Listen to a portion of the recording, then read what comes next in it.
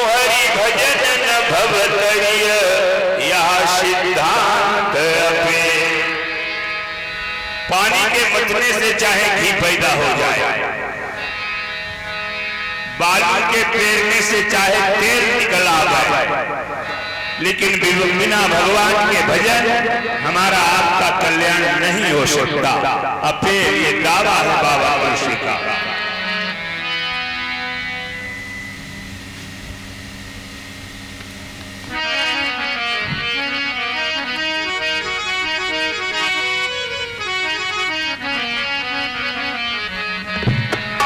हमें आपको उस मालिक ने मानव शरीर दिया,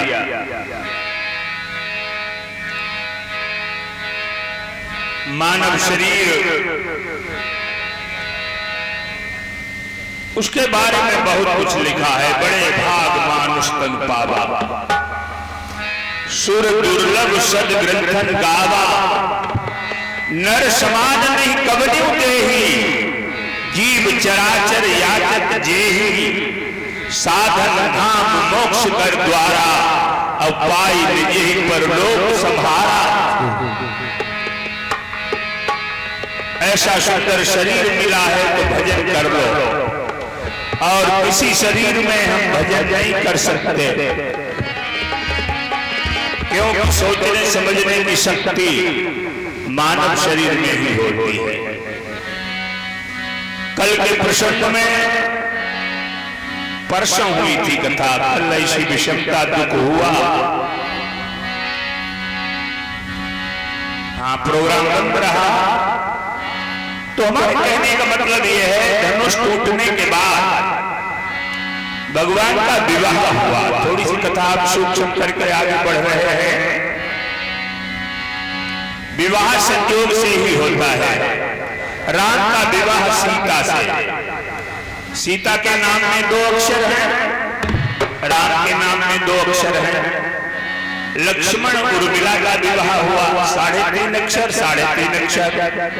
भरत मांडवी श्रुतकीर्ति शत्रुघ्न, यानी इस जगह पर महाराज तुलसी ज्योतिष भी लिख गए। अगर वर और कन्या के नामों में बराबर अक्षर हैं तो और कोई विचार नहीं करना पड़ता, लेकिन हम आपको उस जगह लिए चल रहे हैं। देखो, भगवान की कथा मिश्री की डली है, चाहे इधर से खाने लगो। तो थोड़ी सी बात करके हम आगे बढ़ रहे हैं। यानी भगवान राम किस लिए आए थे? इसलिए नहीं कि वो सीता से विवाह करें और बाद में आराम से रहें, ऐसा नहीं। मानव बने भगवान, आदमी बने, और आदमी का काम क्या होता है?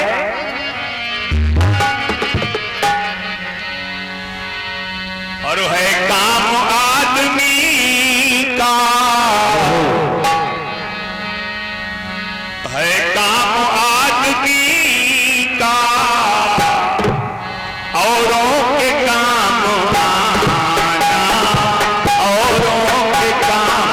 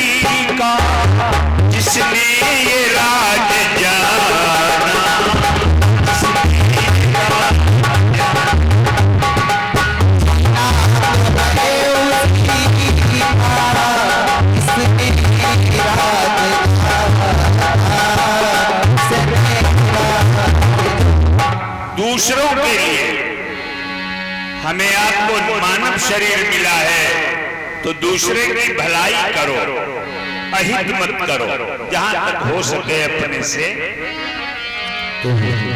और हम किसी की अगर भलाई ना कर सकें तो बुराई भी ना करें। न बुराई करो न भलाई करो, और जहां तक हो सके भलाई करो। ये किसने सिखाया? भगवान राम ने। विवाह के बाद जब अयोध्या राम जी आए थे तो केवल 12 वर्ष रुके। ये वाल्मीकि रामायण में प्रमाण मिला। और 12 वर्ष जब बीती, बरस 18 की सिया और 27 के राम, कीनी है मनोकामना करनो है सुर का। बड़े बड़े देवताओं ने, बड़े बड़े संतों ने, भक्तों ने हमें याद किया, तब हम आए। और हम अयोध्या में विलासता में फंसते जा रहे हैं।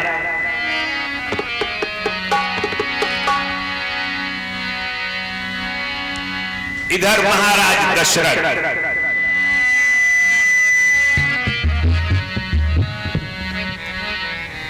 करण समीप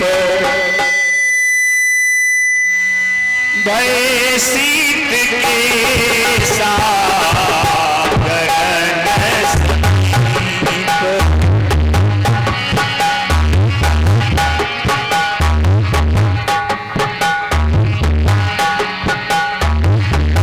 करण समीप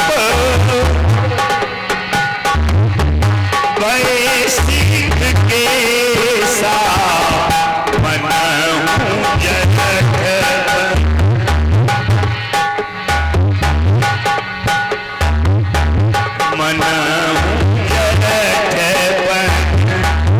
स्वरूप देसा।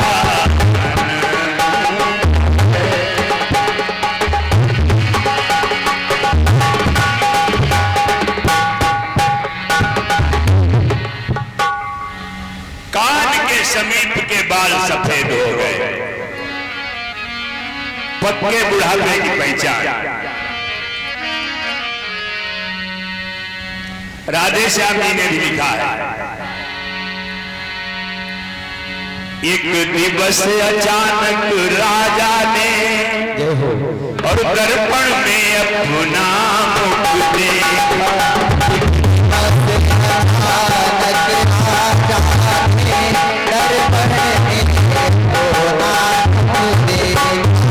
एक दिवस अचानक राजा ने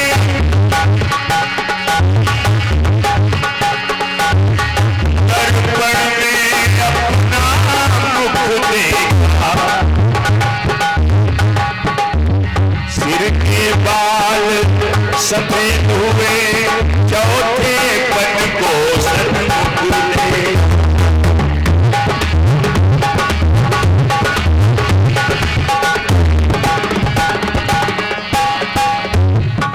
शीशे में क्या देखा?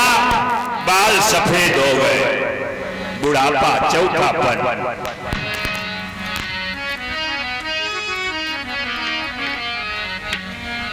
अब ध्यान आया कि हमने भजन नहीं कर पाया। देखो, राजाओं के लिए नहीं, सबके लिए है।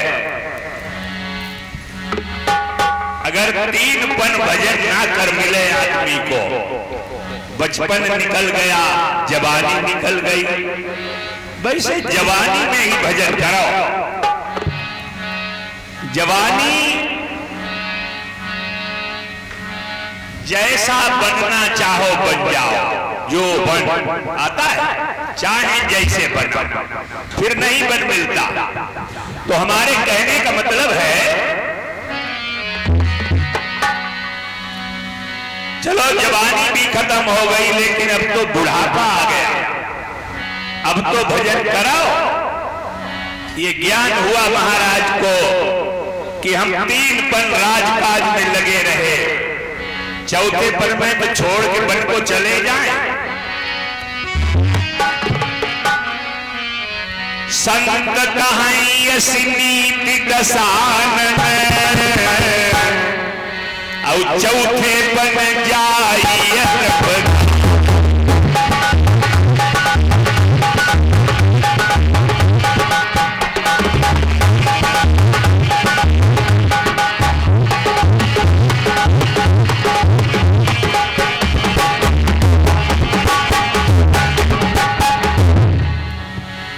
राजाओं के लिए तो विशेष कर लिखा है, चौथे बन जाइए नृप कानन। चौथे बन में अगर जंगल नहीं जा मिले तो इतनी दूर कहूं रहा कानन आवाज ना आवे, ऐसी जगह बैठ के भजन करो, बच्चों की आवाज कानों तक ना पहुंचे।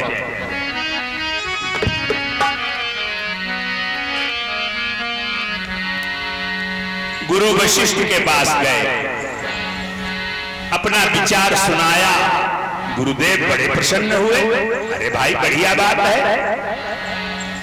राम जी सब लायक हैं। अब पहले ये विधान था, बड़े पुत्र को ही गद्दी का अधिकारी बनाया जाता था।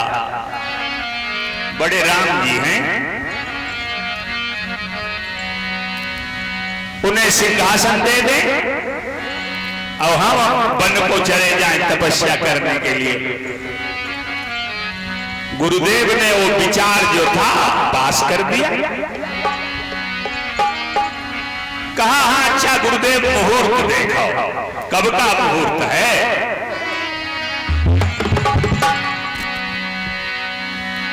और गुरुदेव ने जब मुहूर्त देखा तो कहा मुहूर्त तो कल का ही पड़ रहा है। भरत और शत्रुघ्न काश्मीर गए हुए हैं, कहा कोई भेद नहीं है भरत में और राम में, मुहूर्त जो है वो साधा जाए। अयोध्या सजाई जाने लगी, कल राम का तिलक होगा। अब महाराज दशरथ कैकेयी को हर रानी से ज्यादा प्रेम करते थे, वो काश्मीर की थी। कहा अब कैकेयी सबसे ज्यादा राम को प्रेम करती थी, भरत से भी ज्यादा। इसलिए उन्होंने सोचा कि सबसे पहले कैकेयी को ही समाचार दें। इसलिए कैकेयी के ही भवन में गए। सांझ समय सानंद गए कैकेयी ये भवन मिथुरता निकट किया जनु धरी देह सने। कठोरता के पास प्रेम जा रहा हो, ये उपमा बाबा ने लिखी। और उधर क्या हो गया, जो महारानी कैकेयी की दासी सबसे प्रिय है मंथरा। देखो एक बात और बताते चले आपको, मंथरा केवल दासी ही नहीं है कैकेयी की, मंथरा सगी बहन भी है और कैकेयी से बड़ी है। इसे शिकार खेलने का बड़ा शौक था, तो घोड़ी से गिर जाने पर इसकी पीठ में कुबड़ हो गया था। तो महाराज कैकेयी जो काश्मीर के राजा थे, उन्होंने बड़ा प्रयास किया, लेकिन किसी भी राजकुमार ने मंथरा के साथ शादी करना नहीं अच्छा समझा। तो जब कैकेयी के साथ विवाह महाराज दशरथ का हुआ तो सहचरी बनाकर, दासी बनाकर उसको भी विदा कर दिया था। इसलिए कैकेयी उसकी बात बहुत मानती थी। उसने जाकर कह दिया,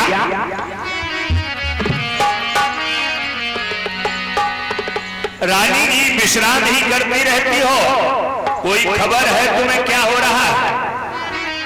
क्या हो रहा है? कहा कल राम राजा बनेंगे। अब कैकेयी इतना प्रसन्न हुई ये बात सुनकर, अपने गले से नौलखा हार निकाला और मंथरा के गले में पिना दिया। उसने निकाल के फेंक दिया। ये क्या है? इनाम किस बात का? इतनी बढ़िया खबर तूने सुनाई है। कहा अच्छा ये बढ़िया है।